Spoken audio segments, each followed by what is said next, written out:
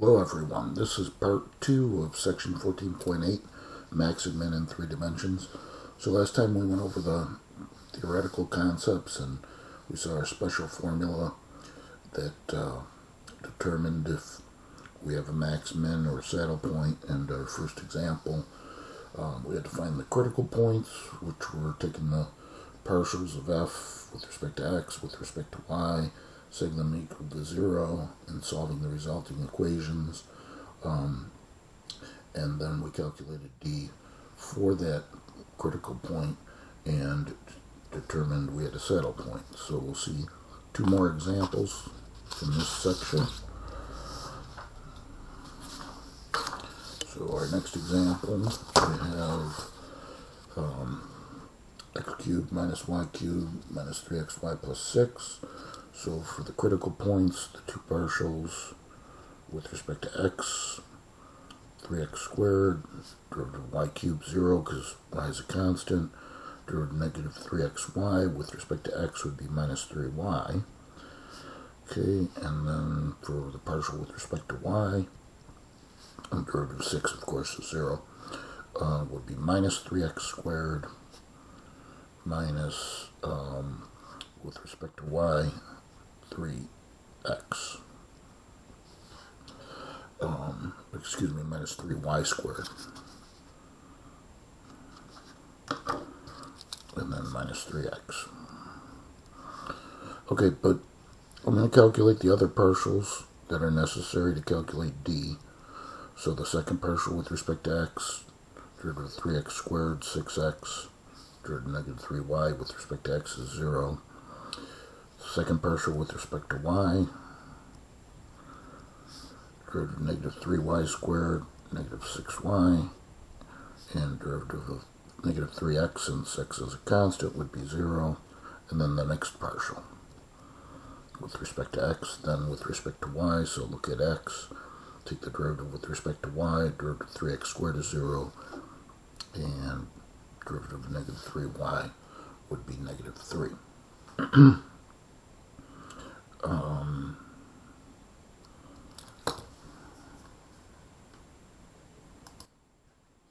Okay, so now for the critical points. So I'll just say CP. We take the 2 partials and set them equal to 0.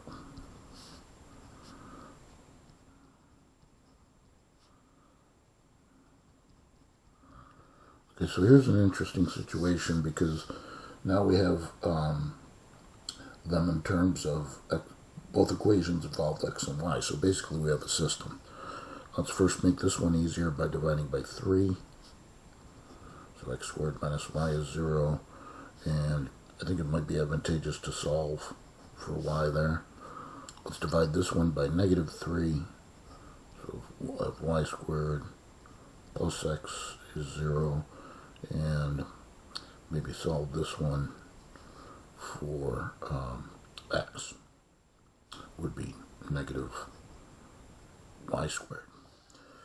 So you can go about this in a couple different ways. Actually, if I take y, which is x squared, and substitute it into this equation, it might actually be advantageous. Let me get rid of that last line. It might be advantageous here.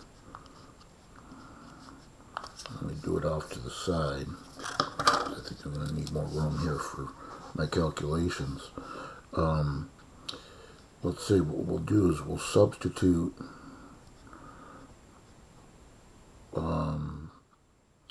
y equals x squared into y squared plus x equals 0. So solving a system basically. So if we replace this y by x squared, we have x squared quantity squared plus x is 0. So therefore x to the 4th plus x is 0. And now I can factor in x. So x times x cubed plus 1 is 0. Let's set each factor to 0. So x is 0. X cubed plus 1 is 0. x cubed would be negative 1, and x, the cube root of negative 1, which is negative 1. Okay, so we've got 2 points for x equaling 0.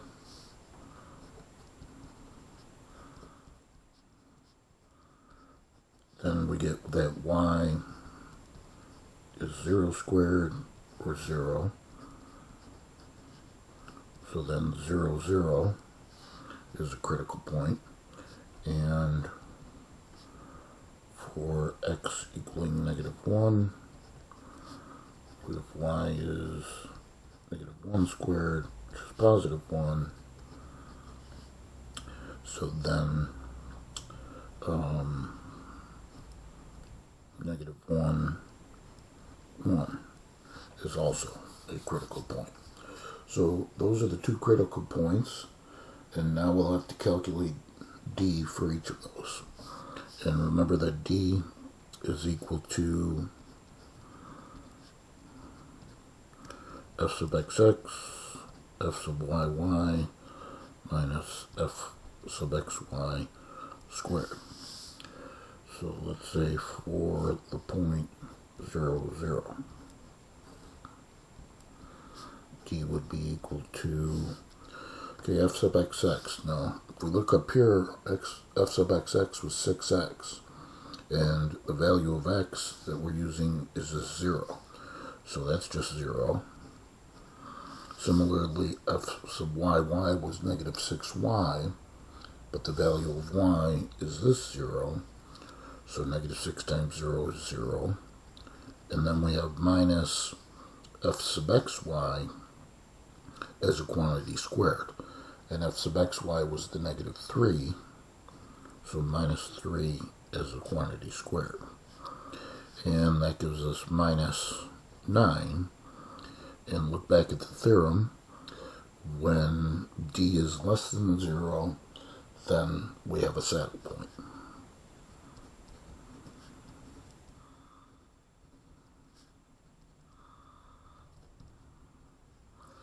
Okay, and then we need to do this for negative 1, 0. So d is equal to, okay, again back up here, x is, or f sub xx is 6x. The value of x is negative 1. That's negative 1, 1, I'm sorry. This is the point we're testing here.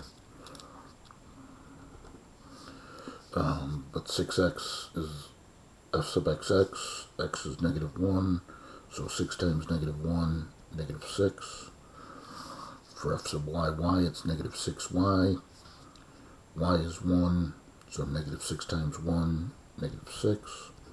And then we have minus the f sub xy, which is the minus 3, again, as a quantity squared.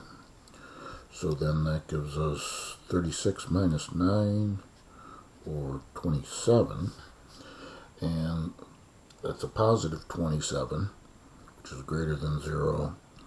So now if you look at the theorem, bringing the theorem back, just to point this out to you, when d is greater than 0, then we have to look at the sign of f sub xx. And if it's positive, then it's a max, and if it's negative, then it's a min. So, since d is greater than 0, we consider that f sub xx is equal to, we had calculated it here, it was negative 6, but again, if you go back up here, 6 times x, and x is negative 1, so negative 6, which is less than 0, and when it's less than 0, it's a relative maximum. Okay, so then if you want the actual points, we've got a saddle point. The actual points is ordered triples, that is. Saddle point would be 0, 0. Some people say f of 0, 0, but if you just go back up to the function and replace x and y by 0, you see we get 6. And then there's a relative maximum at the point negative 1, 1. Okay, so plug in -1, we get -1 cubed is -1 minus 1 for y. So -1, that's -2. This would make a +3. So that's 1, and then +6 would be 7. Okay, so then for the final example, here's our function. Start with some partials. So f sub x, 3x squared, see that's 0, plus 6x, that's 0 and that's 0. So then we go to f for f sub y.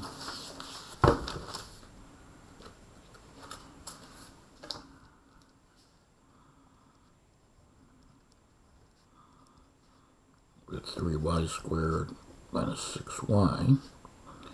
Okay, and I'm going to do the rest of the partials that are necessary for d. Second partial with respect to x would give 6x plus 6. Second partial with respect to y, 6y minus 6. And then the next partial, f sub xy. So look at the partial of x, take it with respect to y, we get 6x. Oops, we get 0, right? Because we're doing it with respect to y. Okay, so now the critical points. So for the critical points, set the partial of x and the partial of y to 0. So 3x squared plus 6x is 0, and 3y squared minus 6y is 0. Okay, so we could solve each of these independent of the other. And so let's say I factor out a 3x here, plus with x plus 2 is 0.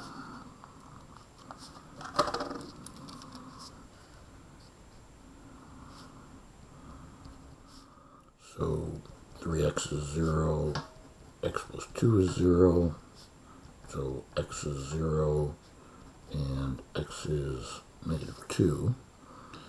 And if we do the same thing here, factor of 3y, so with y minus 2 is 0, set each to 0. So we get y equals 0 and y equals 2. Okay, so now we need all combinations of these critical values. So there's actually going to be 4 points. 4 critical points. You're going to have to use the x that's 0 with both y's. So one of them will be 0, 0, another one 0, 2. And then similarly the next value of x, -2, with y 0, and the -2 with the y value of 2. Okay, so those are the 4 critical points, and now we need the value of d for each. So let's say for the critical point 0, 0, d is equal to, here, let me go up here and remind you. D is f sub x, f sub y, minus f sub xy squared. So f sub x, okay, it's 6x plus 6, but we're plugging in a 0 for x, so that'll be just 6 times 0 plus 6, so 6. For f sub y, y is 0, so 6 times 0 minus 6 is minus 6. And then minus f sub xy was just the 0. So 0 squared, and that gives us a -36. And when d is less than 0, immediately it's a saddle point. Okay, go on to the next one, 0, 2. essentially do the same thing. And when we substitute in for x, a 0 for x, we get 6 again. But now we're substituting a 2 in for y into f sub y, so 6 times 2 is 12, minus 6 is positive 6. And then minus the f sub xy again is a 0. So that gives us positive 36. Alright, so if it's greater than 0, then remember, look back at the theorem. It tells us to look at f sub xx. And f sub xx is, well, we calculated it here, but up here we put in a 0 for x, so we got 6. And that's positive. So, therefore, it's a relative minimum. And so, on to the next one. For negative 2, 0.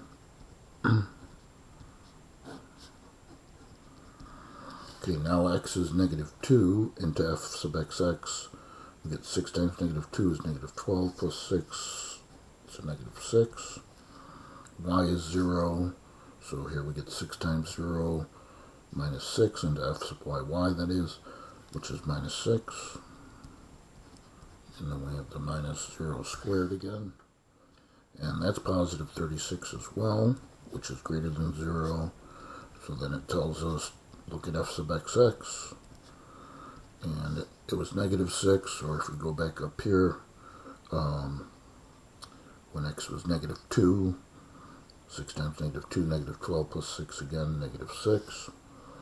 And when f sub xx is negative, then it's a relative maximum. So this is less than 0.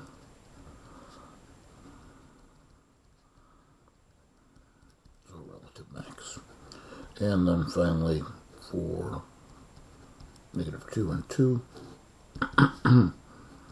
D would be, okay, again we get a negative 6 for f sub xx, because the negative 2 is going in here for x. 2 is going in for y, so that'd be a positive 12 minus 6 is going to give us 6. And then we have minus, again, the f sub xy is 0. So looks like negative 36. And when d is less than 0, then immediately it's a saddle point. So that's sufficient, but if you wanted to write them out with their ordered triples, you got saddle points at 0, 0. Okay, so 0, 0 was a saddle point. Plug it in 0, 0, we get negative 8 for the functional value. And at negative 2, 2. And let's see, that'd be negative 2 cubed is negative 8. 2 cubed is 8, so that goes to 0. Negative 2 squared is 4, so that's 12. 2 squared is 4, so that's minus 12, so that goes to 0, so we get a minus 8 there as well. Okay, and then a relative minimum. At the point, it was 0, 2. And again, for the functional value, just go back up here, plug in a 0 for x, a 2 for y. So we get 8 minus 12 minus 8, so minus 12. And then finally for the relative max, it was at negative 2, 0, and okay, so now x is negative 2, y is 0, so negative 8. 4, 12 plus 12 is 4, and minus 8 is minus 4. Okay, so that's it for section 14.8, and when you're ready, we'll see you for 14.9.